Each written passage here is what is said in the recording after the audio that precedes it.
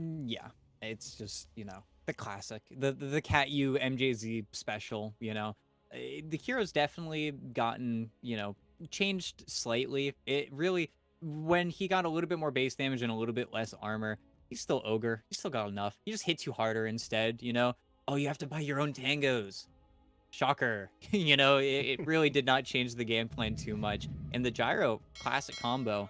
And another classic hero there. Okay, the Kunkka. And honestly, anything goes still for Infinity. With last pick as well, they've kept Right. themselves so flexible right now. Because again, we've seen Frank play the 3 Kunkka. We've seen, again, Parker play the mid Magnus. We've seen Leo Style play the mid Magnus. I feel like with Leo Style, anything goes. Banning versus this Infinity lineup right now, almost feels impossible, I think, for Infamous. Yeah. And this is one of the points we were talking about, right? That trio, Parker, Leo, and Frank, when they played for Infamous, it was the same situation. There's so much flexibility at the 1 through 3 that Infinity kind of absorbed by taking those three heroes into their own lineup that, I mean, what do you do? If you're Infamous, you just have to take your best guess, and I don't know. ET, I still feel like best guess is probably Mag at the 3 and Kunkka mid, so if you're Infamous, maybe you just look to ban out some carry options at this point, but you can never be 100% sure. Yeah, that's the AFK. Okay, they still need to carry, most likely a tight beat, I think, coming from them. But also, now that I'm like really looking at Infamous's draft, picking the gyrocopter into the Snapfire lane is just a little beyond me, because I Mm, feel like that is usually your main tool for winning a lot of these trades. And of course, Magnus can't do anything about it. He needs the Snapfire attached to him at the hip in that kind of situation. But if it does end up being that Mag Snapfire lane, what will the Gyro Ogre really be able to do? Not to mention, Snapfire Mag's kind of sick. You cookie onto him, you screw him, under tower. If the creep wave ever gets under control, I feel like there's some sick counterplay that Infinity's got up here. And in the Gyro Ogre almost response here that Infamous put forward, I don't know if I really have that same level of confidence as I feel like I usually do coming from them. Because again, every single missile is gone. Gonna get little shredder, just gonna get eaten up. Just feels a little bit random, I think. And that's also where the Kunkka makes that Pango's lane pretty miserable. Of course, Pango's Pango, still has great magic damage, still is pretty much impossible to deny against, but as we always see with Kunkka matchups, you don't need a bottle. You just get bracers, you just build damage, and then you become very obnoxious. And then, of course, in this specific matchup, if the Pango ever messes up, gets greedy with his Rolling Thunder, the X Torrent into Ghost Ship combo, I mean, that's always a kill. Even if the CM ever shows up in that mid lane, that's probably a right. kill on the Pango. Yeah, they've just got so much now just sort of ganking ability. If it's the Kunkka who's moving or if the supports come to him, regardless of that scenario, Infamous don't have a hero that's gank proof in this lineup right now.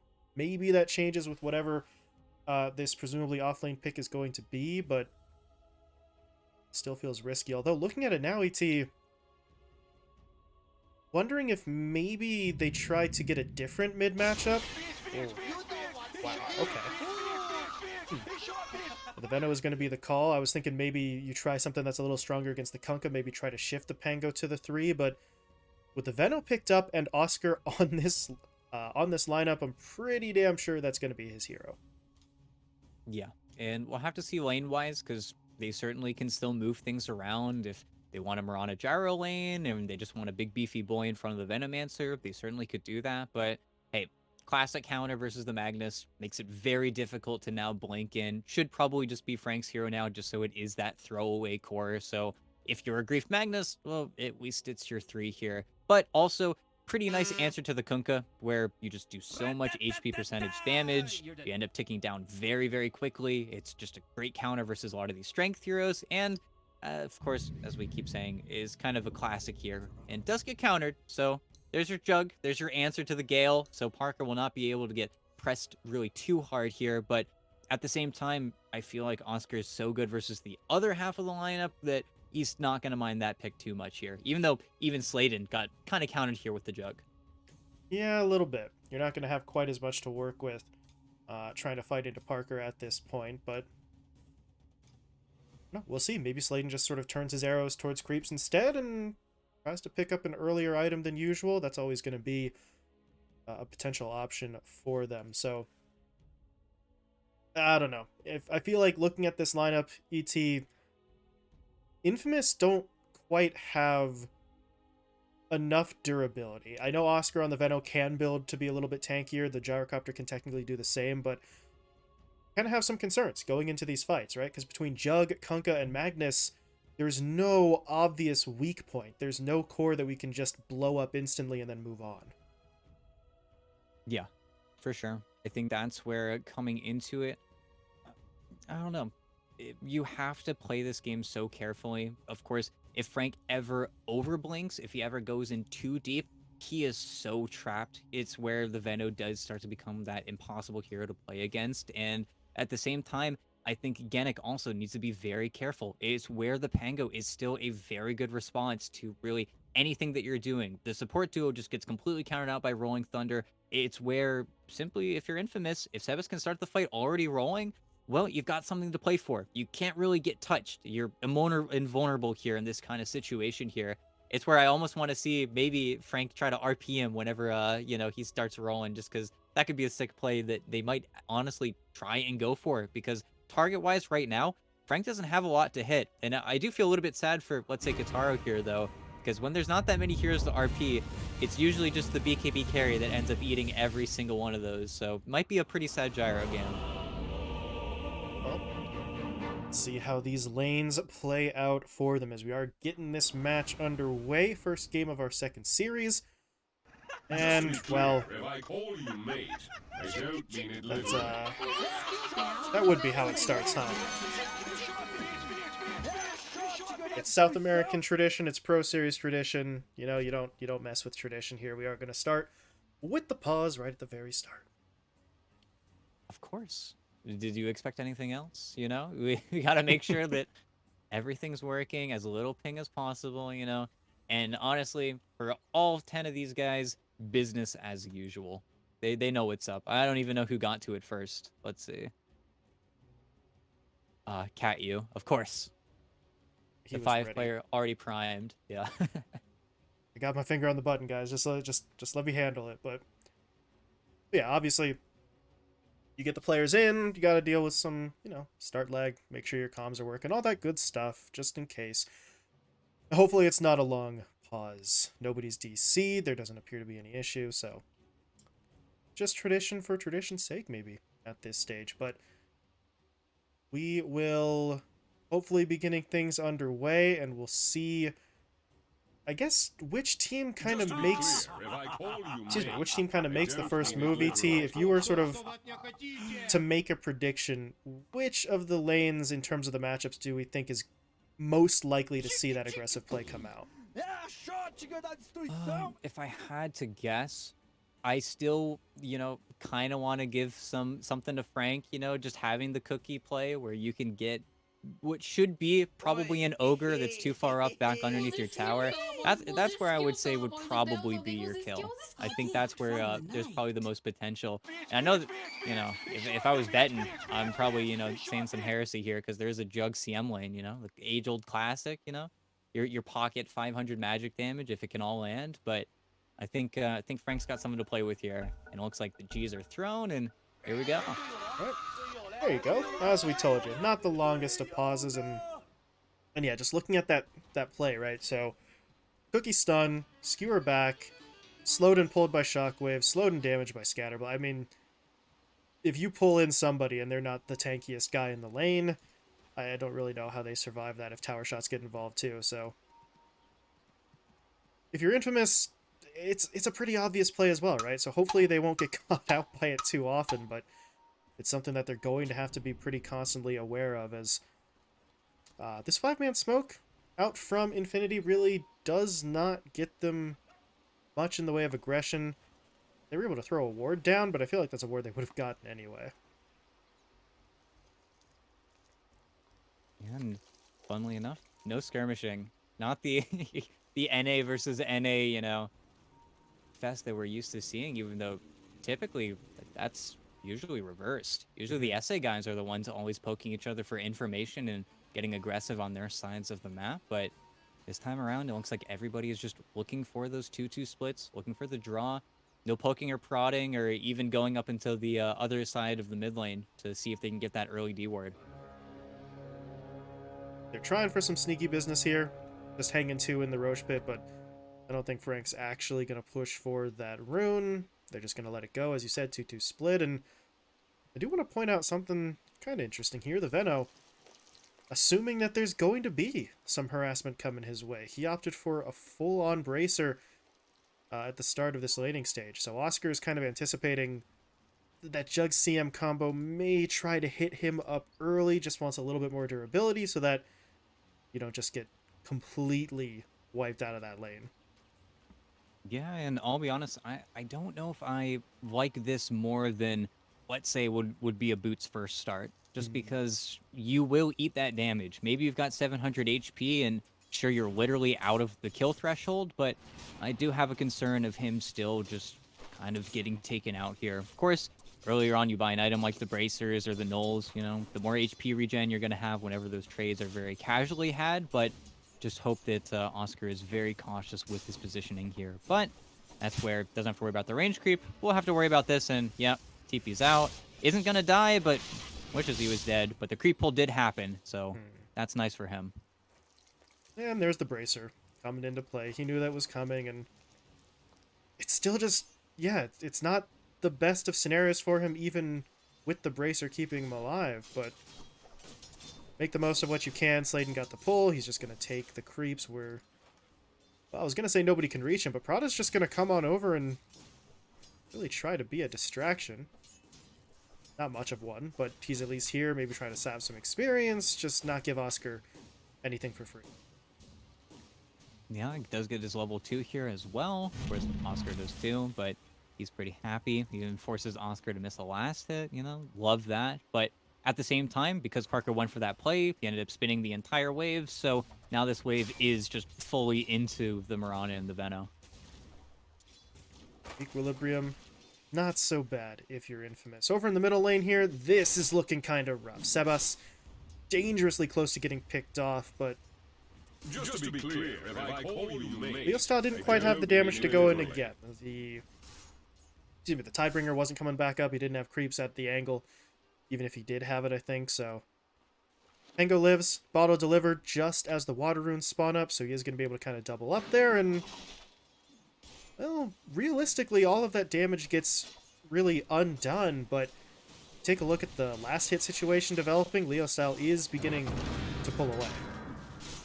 Yeah, just very obnoxious. And of course, that was the danger zone where Leo Style already has a bracer plus a little bit more, and Sebas is greeting out for the bottle, so feels a little bit closer. But this lane doesn't get any easier for the Pango. Of course, 2 points up in Shield Crash, or once he has 2 points up, he should be able to make a few more of those trades happen. And like I said before, hard to deny the Pango pretty much at any stage. He'll always get the creeps that he wants, but just isn't very fun. Yeah. Uh-oh. X, Torrent, Sebas trying to preemptively bottle. Swashbuckle will get him away, but he is, oh god, undoubtedly playing on the back foot there as he just kind of shield crashed into that one, but you see he'll live, but he's playing a dangerous game. Yeah, and Genic already took his bounty rune, so really they're just tearing apart this mid lane. So now the Pango has to make the awful decision of go back to base after the wave, and that will be his only choice because he cannot afford to just sit around for 20 more seconds for those water runes to come back up. So really everything premeditated there, and a great glyph from Leo Style, which is what really caused that entire play to happen. This is interesting from Genic. We do see him going for the little shredder so that presumably he could deal with the missile spam. That does mean, however, that he doesn't have the cookie right now. So that combo we were talking about technically is not possible at the moment. Frank is still trying to find the kill even without it. He did get a nice skewer onto Kataro. Is he fast enough to actually keep going? Well, with the shockwave, that kind of makes a little bit of a difference, but it's still not enough damage. But with Genic coming in from behind, maybe they can get the hit. He does clip him with the scatter blast into the skewer. There we go. That's unbelievably ugly, ET, but it is a kill. They get first blood. They snipe out Kataro's courier, so a lot of damage done. Yeah, and just works. And now Cat U desperately needs to make sure that this wave doesn't pull underneath the tower. Otherwise, his gyro is very, very sad. But Frank makes away with a wave of his own, and he'll just get to take this under. If not under, just hold it in front of his tower. So the Magnus's lane is feeling great right now. He's looking pretty good here in terms of kill, in terms of his last hit count. It's lowest among the core heroes, but he might be able to catch up a little bit, clearing out that wave, and the mag does not quite need maybe as much farm as some other heroes. On the other side of the map, though, Parker is very low. He's Is gonna the have Poison to Sting... Fairy Fire.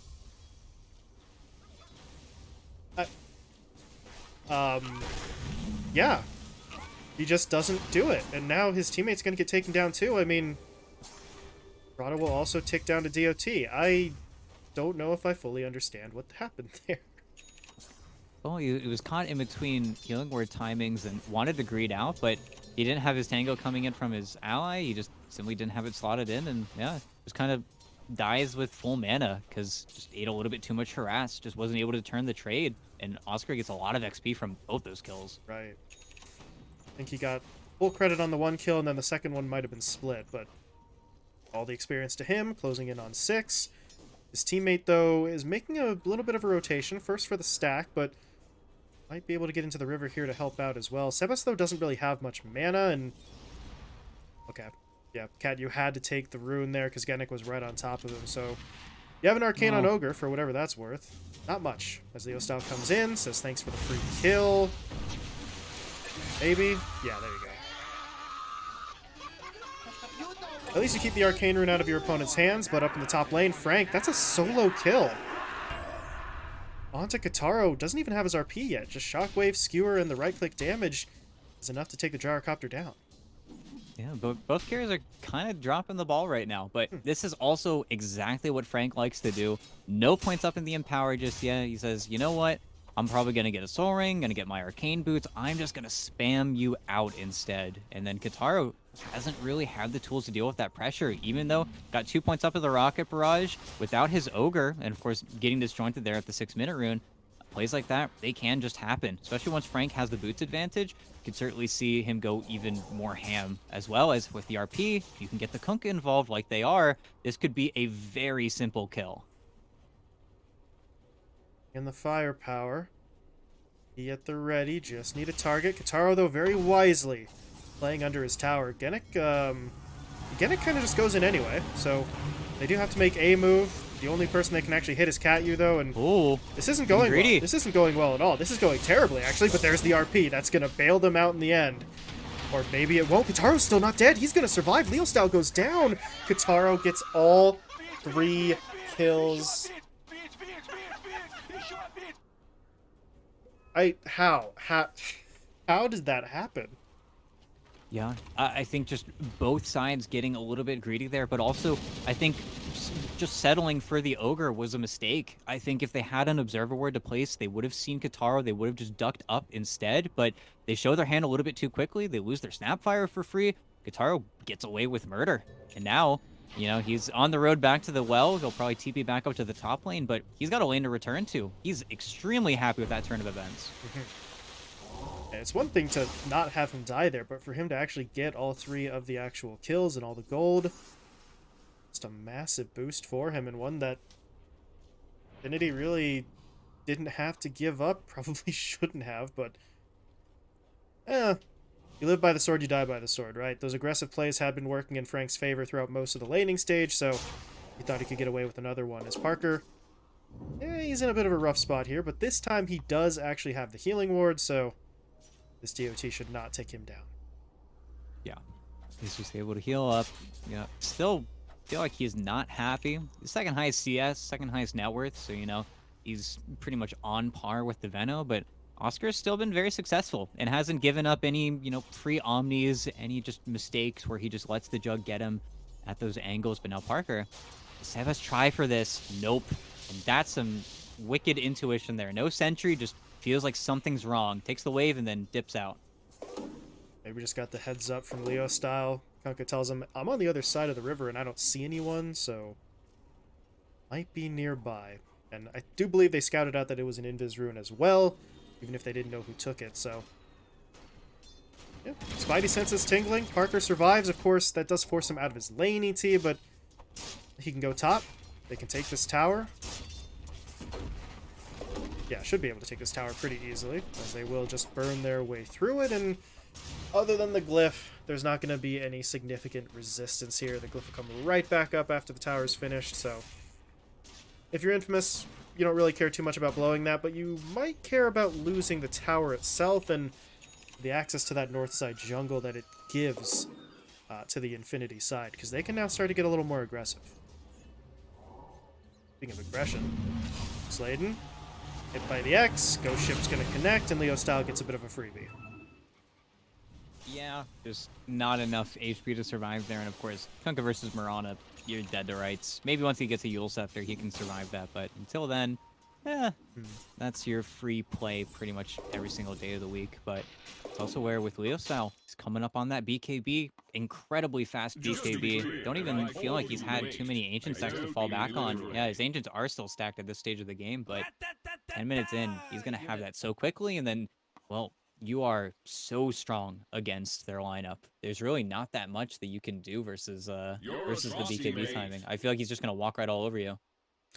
Yeah, they don't really have a whole lot to work with. Damage-wise, Kataro is not even remotely close, actually. I might have hyped that up for nothing. He's working his way towards a crit stick, but still quite a ways out from that, so you can't lock him down because he's got BKB. You can't just kill him because he's got a BKB and 2 bracers. He's a very tanky individual, so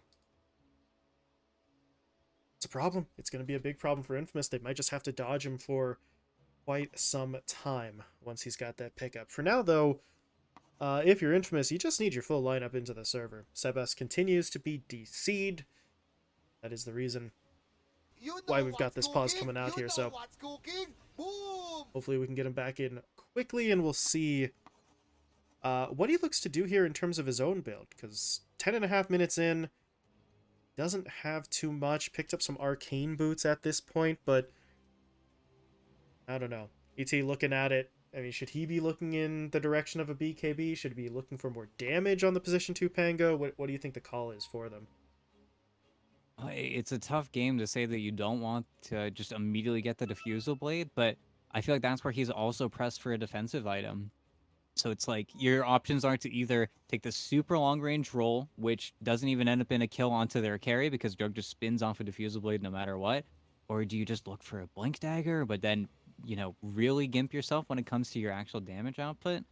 It's where there really is no fantastic option. It's almost where I feel like a Maelstrom would honestly not be too bad, just with kind of how unimpactful the Diffusal timing would be in this game, but we'll have to see. I just hope he doesn't buy a Blink Dagger. Blink Dagger's great. I like Blink Dagger a lot. It, you know, gives you that free second hit, especially because you just get the shard immediately after, but that's where Sebas would pretty much have to solely bank on getting the Lance of Pursuit and then the Brigand's Blade for his damage.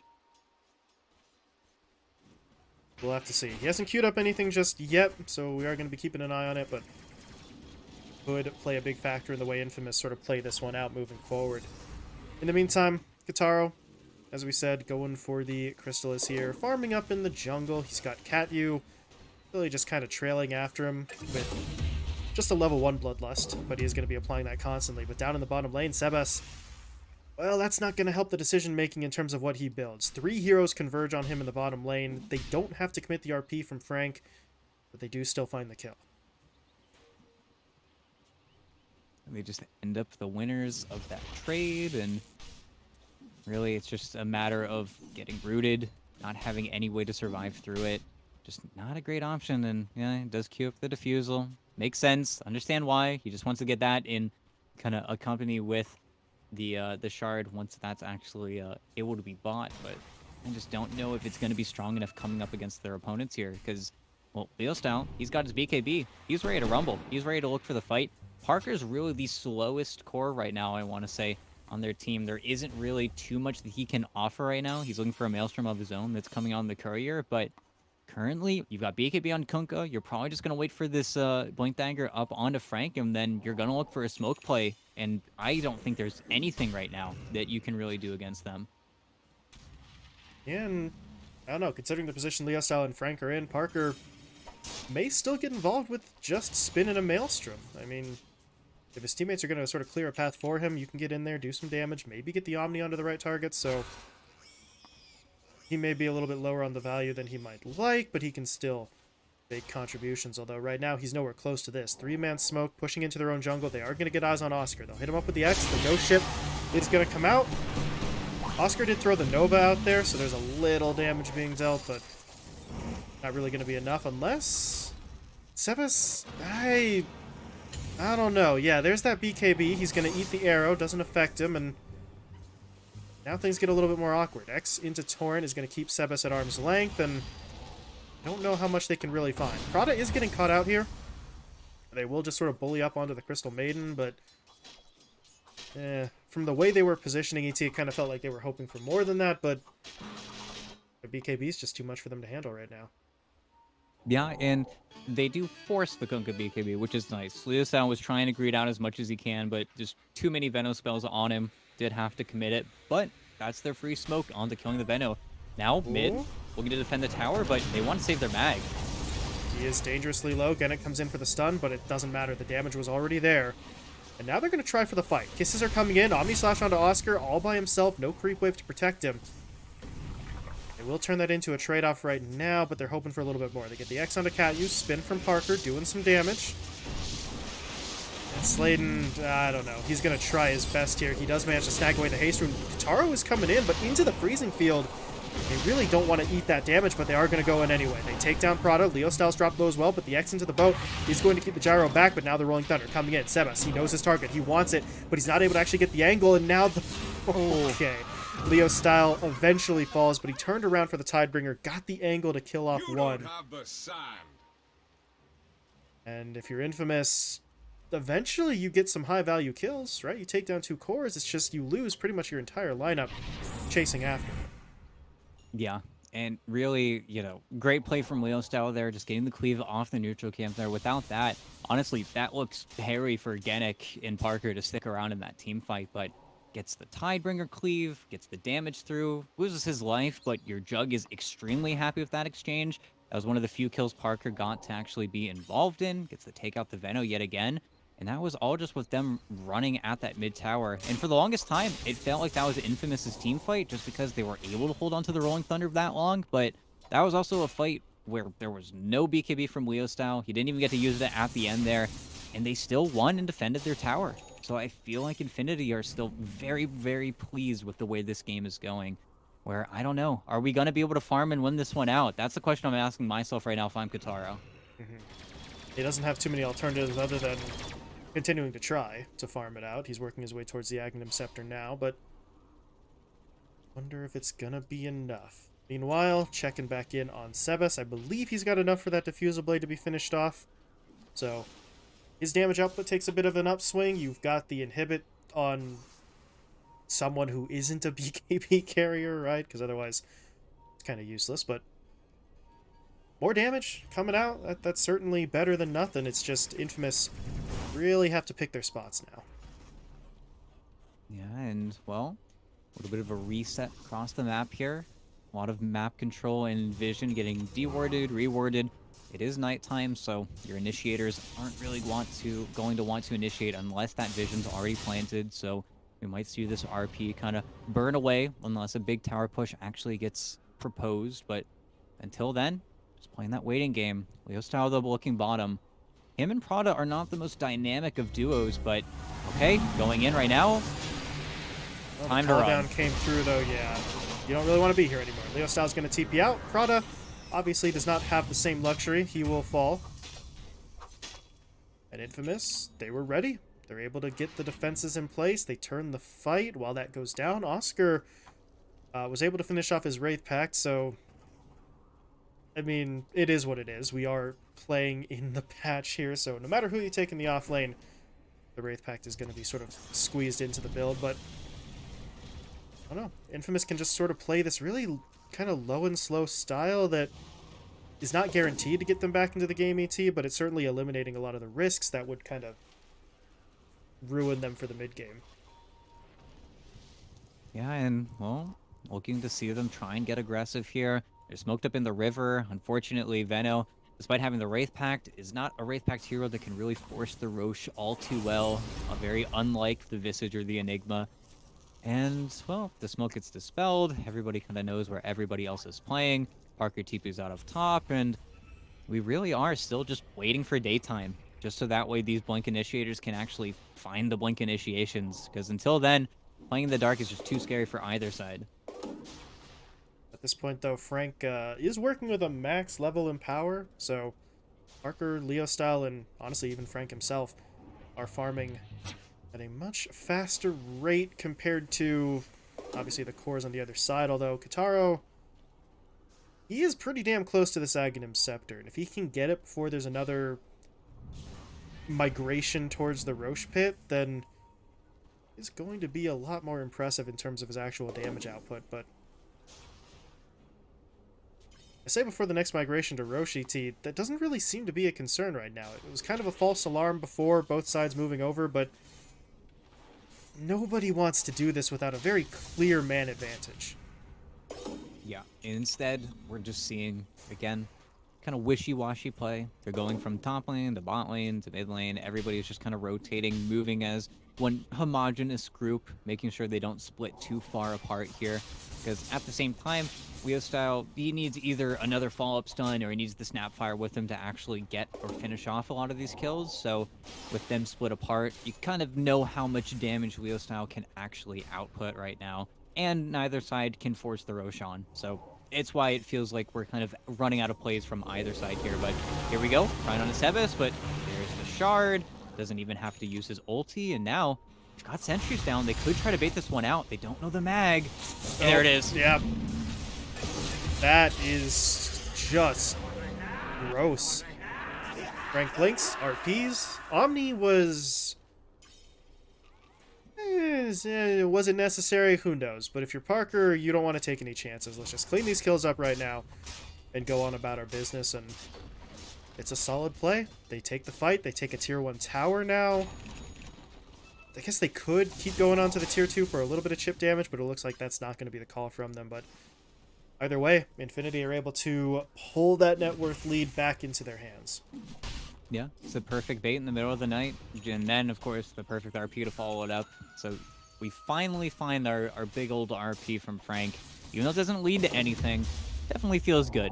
Breaks the silence of the map a little bit. And of course, during that entire time, Gyro was farming in the absolute safest areas as he possibly could have, just making sure it works. And now with the Ags, you can force the Roche with the Wraith Pact. So that's exactly what they're going to do to try and get a little bit more of that game back. Not to mention, Arcane Rune up on Sebas. This Pango is a completely different hero now. He actually will just be able to fight you. And I think with this, I don't think we're going to see any contestation here. This should just be free for Infamous. That's an incredible turn of events. They go from, well, kind of losing the fight down bot to turning it into a free Roche attempt. So, gotta give props to them, making the most of that bad situation. And there is some pressure coming on. Wow, that's more than some. Jesus. Okay. I was not paying attention. I thought Parker was just taking a poke or two at it, but no. He takes the whole damn thing. Now he can just spin TP home. Not bad play there from your Juggernaut. Just feeling a little bit stronger with the S and Y now. Feeling like he's not just going to get blown up by someone who does catch him out. And oh, I don't know if that makes up for giving the Aegis away, but at least you get some money back in your hands. Yeah, and it's also just the cost. Early game death timers, early mid game death timers versus your big ultis, you know. RP doesn't get any better CD-wise. It does not scale down. It's always 2 minutes on the cast, so it's just the pretty natural punish. But in that same breath, as we typically say, the first Aegis usually doesn't matter that much. You really aren't able to make too many things happen with it. It's not the Aegis where tier 2s just immediately start to get immediately pressured down, even though Parker, he's gone immediately back up top. Leo Style, fight. He does pop the smoke, forced out his BKB, but he is going to hold his ground. He's not TPing. Yeah. He thinks with his teammates close by, he can maybe just fall back and they could regroup for a fight, and they may not be wrong, although, Parker, gotta be a little bit careful here, but the X does come through. They're going to be able to catch Sladen, so they do take him down first. Now Kitaro gets rooted up. He was trying to go for the cutoff angle here. Instead, they're just going to have to settle for the kill on Genik. There we go. They do eventually get it, but there's the RP in from Frank. They're going to blow up multiple heroes off the back of it. And Kataro's going to lose his first life. Buyback comes in from the Snapfire, recognizing, hey, we have a chance to just straight up slam the door in our opponent's faces here if we can take Kataro down a second time. But about that, that's not really going the way that they wanted it to. Wow, I mean, Kataro was ready. Just comes in, starts blasting away. Sebas is in there for the support damage, and well, Infinity maybe just sort of bit off a little bit more than they could chew there. They thought they could set up easily for the second kill. Instead, they give up 3 kills. Yeah, they had the spin onto him. I think they just lined up a little bit too easily for the Pango there, so the defusal just ripped them apart. And then, well, unfortunately for Parker, after the spin, well, the 2 people that had the homing missile were going to bounce R2 are dead, so it immediately bounces to him, and, well, you lose your Aegis. You end up actually not losing the team fight, and gold-wise, you 3x your opponents, because they bought back. Yeah, that's now the largest lead Infamous have had in the game. I think it might be the largest lead in the game in general at that stage. So you go from what looked like an absolute disaster to a clear win for them. And Kataro, well, now he's got the BKB. So the damage that was so vital to them winning that fight is now going to be harder for Infinity to remove. Katyu, meanwhile, went after the shard. So this Fire Blast is maybe not quite as strong as it used to be, but it's still going to absorb a lot of that initial burst.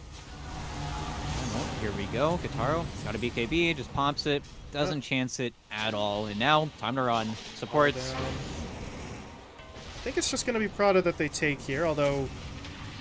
Oh, okay. Sebas looking like he wants to go in. Katyu kind of got into a little bit of a bad way there as well, but even he falls back. The Moonlight Shadow doing some serious work out from Sladen. They find Prada, they lose no one. They just regroup. Yeah, Creep Wave gets mopped up by Parker. They retreat back to the high ground. They're going to try and control this area. And this is one of the slightly unfortunate things for Infamous. Because they lost that Aegis so early on, now we run into the problem where really there's no objective for anybody to take for a very long time. You're not confident enough to push onto the Aegis without probably another item onto Kataro, so he has to go farm it. And Roche isn't respawning any sooner, so you might as well just farm. And the Satanic being worked on here by Kataro rather than maybe the Crystallis upgrade first. Whatever. Satanic's certainly going to make him harder to kill. Between that and the BKB, I don't know. You'd have to RP him, keep him stun locked for quite some time, and then you need the damage to get through him, so it's the more expensive option, but it should give him more durability. Yeah, certainly should. Just makes your life a whole lot easier to play, and we'll see if he gets lucky. Kataro can somehow find a Paladin Sword, then, well, he really is the happiest Gyrocopter. But until then, he does have to play versus a very scary little Juggernaut, though. Little empowered fool with an almost Scotty now from Parker. Fortunately, his courier did just die with an ultimate orb on it, so he's going to have to wait another 2 minutes for that, even though he's going to have the gold for that Scotty pretty soon here. But Parker is certainly feeling confident going into that Gyro matchup because, of course, even with the Scotty, you've got that reduced healing, you've got the Ag Shard with the spin hit, so Parker is gearing himself up to deal with Kataro. Yeah, that is going to be a big pickup for him once it's completed. Meanwhile, that is an Aghanim Scepter finished off by Oscar, so Poison Nova gets a nice little sort of tick up in terms of both its damage and the cooldown. That's honestly not a bad benefit there. You were just talking on the other side, you know, RP's cooldown timer never changes versus Oscar in the same offlane position who might be ready to go a little bit earlier, and that's always the thing about Poison Nova, right? It never feels like the thing that wins you a fight, but it's never useless. And it just lasts so long, which is something you don't think about, but then once you get later on into a game and you start seeing supports just AFK sitting in the fountain because there's a 20-second Poison Nova just sitting on them, it's a very obnoxious spell. It's where you can just straight up win a fight if it ends up going too long, especially with your 6-second BKB on Leo style already pretty chunked down. It's where any strength hero that ends up sticking around for too long could just die, get cleaned up on, and that's the fight that they're looking for. It's exactly what Infamous want. They want the longest, messiest fight where they get, you know, 10 to 15 spells off in a very slow succession, and then, well, they just end up winning it. it's where Sebas looking for an item like the Basher as well is going to make his life and the life of everybody else on Infinity so much more difficult, especially if you can start punishing Parker with some Bash TPs. That could be pretty problematic. Yeah, perfect answer to an Infinity lineup that feels like it's getting more and more burst oriented is just, will outlast you. Will survive the burst, or will at least make it so that you have to use everything on one kill and only one kill. So Oscar's tankier. He's working his way towards an Aeon Disc. That's part of the reason why they picked up that Fire Shield as well from the Ogre. Just don't give away anything quick or free, and your lineup is going to hit pretty damn hard. The Satanic is now finished off. That's a Titan Sliver now, too, for Kitaro. So this is a very, very beefy Gyrocopter that is still doing ET a substantial amount of damage. Yeah, Satanic finished up. They're smoking on what is just the first Roche timer. Just a by-the-books play, if I've ever seen one. Just going back, making sure that this high ground isn't warded. Should probably pick up a gem if they haven't already, but this will do for now. Just taking that high ground. Probably going to put one ward into the Roche pit and then see if it's that earliest timer. And it is actually going to be the earliest timer. So here we go. No time to wait, and exactly, we see Infinity doing the exact same thing. The by-the-books Dota play, and they're breaking. Yeah, Leo Style the breaks Invis rune. first. Now, he had Dust, but he decides not to pop it. And that may allow for this initiation. They are going to spot out Prada. There's the RP, though, from Frank connecting on it, too, but the calldown's coming in. They're just deploying everything. Poison Nova out. The Ghost Ship flying through, though. Catyu will fall, but he's going to buy back immediately, and here comes Infamous, pushing their way forward. Prada's going to go down first. Parker able to get the Omni Slash off onto the Rolling Thunder, actually, so he'll take down Sebas. But now, can he get himself away? He is trying to retreat. Kitaro wanted to chase, but the Torrent actually prevents him from doing so. But look at the health. That Poison Nova dropped Leo Style to basically nothing, so they do have to back off. So even though Infamous sustained more casualties, they're the ones controlling the area around the pit. It's just, do they go in, right? There's no RP, there's no kisses, there's no boat, so maybe you could try, but you don't have the manpower right now. And there you go. Body delivered, Basher delivered. There's still 30 seconds, no Pango. And even though they don't have the healing ward for another 20 seconds here, they know there's no natural initiator, and he's probably just going to spin it on the Roche kill.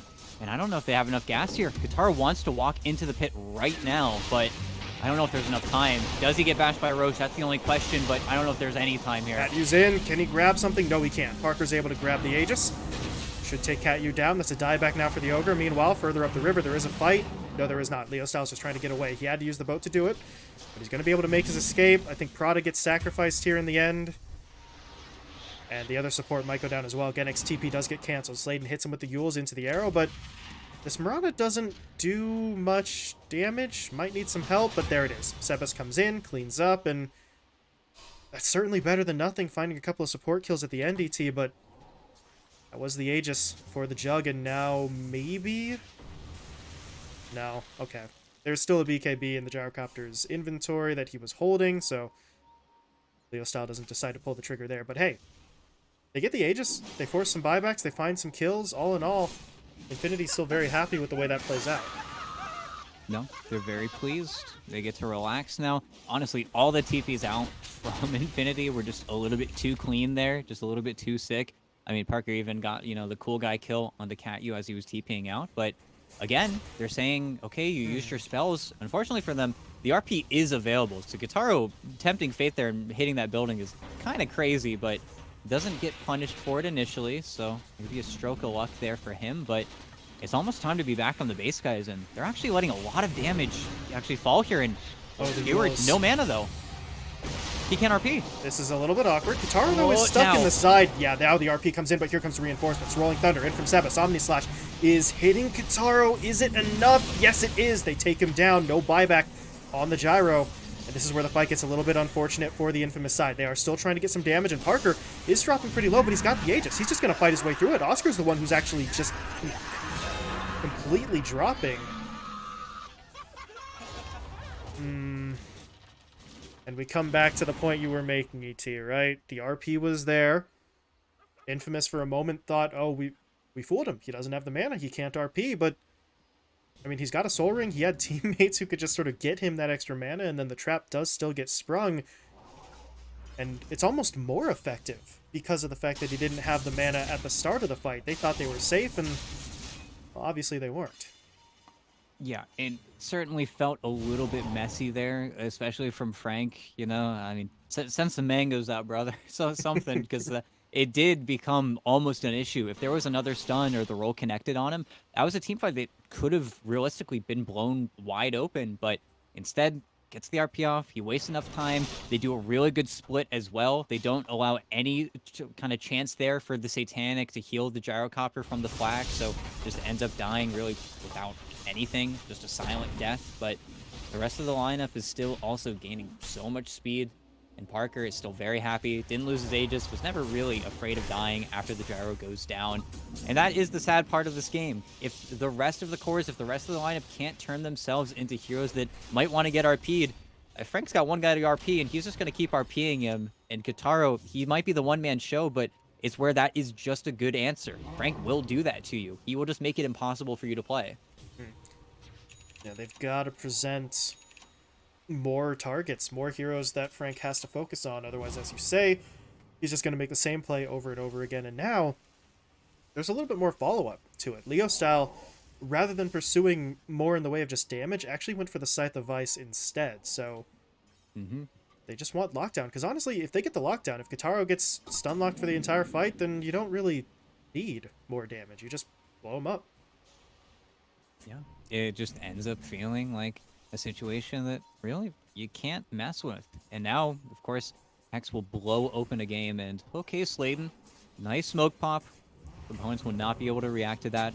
Minute on Aegis. They are pinging out the supports here, but also where I'd love for the supports to get maybe a few more force staffs, especially for the Gyrocopter, who could just get skewered. Need to have that repositional tool, otherwise could just lose them again. Can't use about, 100 gold off, but even turning the build around for Sladen, I think, could be important here. Yeah, Sladen is... Well, he has queued up a Lotus Orb, but at the rate that he's been farming... I don't really know about that one. Might want to turn things around for something a little bit cheaper. At the same time, over in the bottom lane, Sebas continuing to go for this split push game. He has been picking up farm. He's been keeping at least one lane safe, and he has enough for this Basher. If he just wants to sort of spend everything he's got on it, he will do exactly that. Leaves him a little bit short of buyback, but I feel like that's an appropriate risk at this point. The Basher just going to make him so much stronger, though he just used Rolling Thunder with no Basher actually in his inventory. So he is jumping the gun a little bit. Now Frank comes in. There's the RP, the skewer onto 2. They've caught out Kataro. Can they finish him off? He was able to get the Satanic off, so he is starting to heal. But it's not going to be enough to actually hex him up once the BKB ends. Yep, that's it. The fight's over. They're going to lose everybody as Sladen gets pulled back in. It's a rampage for Parker as well. Just to be clear, if I call you mate, I don't mean it literally. Infamous. The timing is so wrong there. I mean, they didn't have the Basher delivered. They didn't have the right heroes in first. Kataro just gets, again, ambushed by Frank's RP. Although Frank, yeah, here you go. His teammate's going to X him. He'll TP back to the fountain because the Poison Sting very nearly killed him, but he's right back up here with his teammates, and Infinity now have a chance to, at this point, maybe just end the game. Yeah, and it's where you check the buyback status, you see a whole bunch of no's, and then you realize, well, if it's not the game, it's going to be the mega creeps. But honestly, at this rate, it kind of feels like both. The funny thing is, with Pango Gyrocopter, they could hold. Megas might not be just death, but at the same time, this is such a fantastic position to be in if you're Infinity. This is a feels-good game for them so far. They're going all the way back top now. It's a long walk, but they're at the very least going to try to force it here. And now what are you going to do? Infamous need to find a jump. It can't just be a raw arrow. It has to be something from Sebas, but he's still 4 seconds away. Parker is going to get stunned up, but there's nothing to chain into it. Now here's the fight. That's a very aggressive TP, and they were ready for it. They hit him with the Torrent. Prada, Bye, I think, Prada. yeah, you may be sacrificed here. No, force after the high ground, but you can't outrun that missile. They still find the kill, but Prada doesn't care. His teammates definitely don't care. They got 2 full lanes of racks in the tier 3 top, so not unthrowable. Really no such thing, but about as close as you can get. Yeah, and even then, if they went a little bit too ham, RP just came back up. The Kunkka was poised and ready. That could have gone pretty bad if they walked maybe one hill too far. But now, game's not over. You can still play for this top lane of Barracks. It's where your opponents are focused a little bit more. You know exactly where they're playing, so maybe because you can call their angle, you can try and get ahead of them just one step and make that play happen. But this game is still pretty much all in the lap of Sebas. Whether or not he can find those perfect stuns, whether or not he can keep these heroes disabled long enough for Katara to actually do the damage, or if it's just going to be another Frank show as Frank steals another life. Achu gets taken down. One of the heroes with a death timer that's not that long, so it might be okay here is Sladen. Okay, I mean, he got the combo, but what's it going to cost him? He is able to get himself out of the X, though. The second it pulls him back, he leaps away, though Mortimer kisses don't really do too much there, and... oh, they're going to try to go in. Sebas will blink forward. Call down will be used. Arrow does not connect, though, and this is a broken play. I don't think Sebas wants to be here anymore. He's going to try to roll himself out, and will do so, but the way that they pushed in, I don't know. It felt like they thought they had more there than what actually developed. Yeah, just unable to make any kind of follow-up play happen, and then poor Katyu, he just TP's in, and he's just gone on delivery, just in the dark, blind, and Frank just keeps on trying for him. He's got the Aether Lens, so he has the range to make those crazy plays happen. Yeah, he's got the lens and the talent, so that is an absurdly long range for the skewer, but there's really not too much of a threat of him getting punished, I suppose, especially with Katyu dead. That is one of their sort of hard stuns that's just in the grave on the Infamous side. But now, well, now they got to defend the base. Final lane of Rax under attack. Infinity want those Megas, and they just found a pickoff. They're going to pull the Mirana out of the base. Sladen goes down, no buyback available. If you're Infamous, I don't really know. How do they approach this fight even? Who is the target that they try to go for? Oh, and that's your Rolling Thunder, so, oh, he just got bashed. That's... okay. There's your Aeon Disc popped while you're in Rolling Thunder. That is probably the worst feeling for the Pangolier. And now... okay, now I definitely don't know how you approach this, right? You don't even have the Rolling Thunder. They don't have an arrow play because the Mirana's still dead. It's just...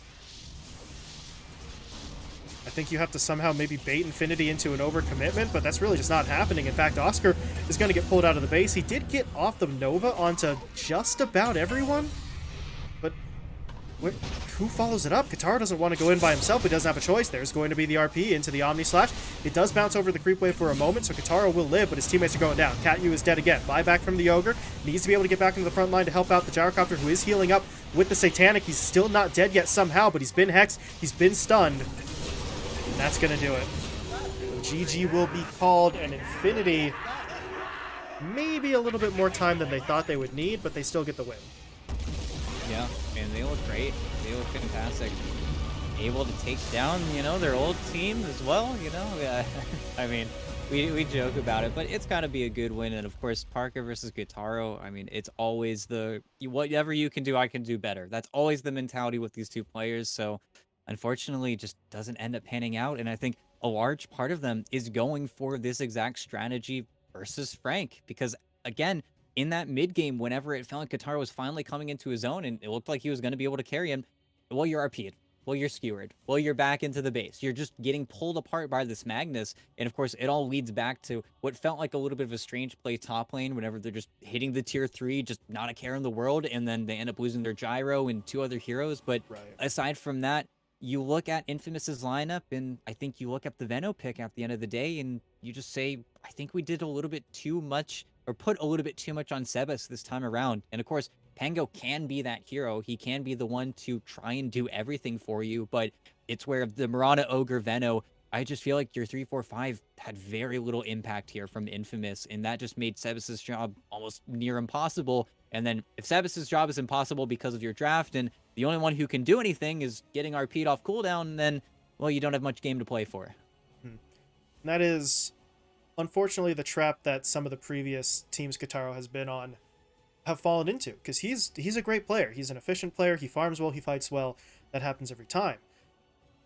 but the teammates almost get kind of drawn in. So much goes to Kataro that the rest of the lineup feels a little short-handed. And I did scroll over here. We can see it again. The damage number for Sebes on that Pangolier. Less damage than the other two cores. Less damage than MJZ's Ogre did. That, frankly, that can't happen. That can't be allowed to happen. They just did not put Sebes in a position to succeed. Yeah, and of course, very early hero pick gets countered pretty much suddenly by the Kunkka, and then Leo Style just proves why Leo Style is one of the best laners in his own region. But Mhm. at the same time, maybe next time around we just try to set him up a little bit more, and then be very cautious because you say Leo Style, and you say, "Oh, Leo Style got his Kunkka," a bunch of SA captains would say, "Well, why did you let him do that?" Because that is Leo Styles' hero. Just maybe getting out of that realm of comfort could be where we see Infamous take this next draft, or maybe even look at Sebas's Invoker, because I think that's another option they could certainly go for, and then not be as afraid of those counters. But that's what we'll have to see in game two. Hmm. Game 2 going to be coming up in just a little bit here. So we'll see what the adjustments that Infamous have to make. We'll see if Infinity can keep the momentum going, maybe get themselves a 2-0 sweep, and really get the ball rolling, because Infinity do have back-to-back series. They play this one, and then they have a matchup against Dogchamp right afterwards. So they would love to just start a winning streak here and now and really put themselves up at the top. So we'll see what Game 2 has in store. Going to be stepping away for just a little bit, but we'll be back with the start of that draft in just a few minutes.